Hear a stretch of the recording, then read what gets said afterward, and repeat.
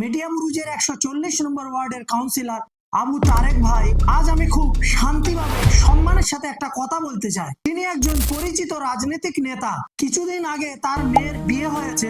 আলহামদুলিল্লাহ, এটা আনন্দের বিষয়। আমরা অন্তর থেকে দোয়া করি আল্লাহ যেন তার সন্তানকে সুখী এবং সফল জীবন দান করেন।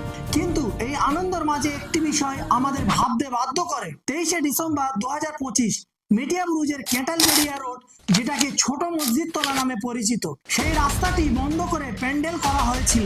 বিয়ের খাওয়া দাওয়া আয়োজন হয়েছিল ঠিক রাস্তার উপরে। প্রশ্নটা খুব সহজ, রাস্তাঘাট কি কোনো ব্যক্তিগত অনুষ্ঠানের জন্য কি বন্ধ করা যায়?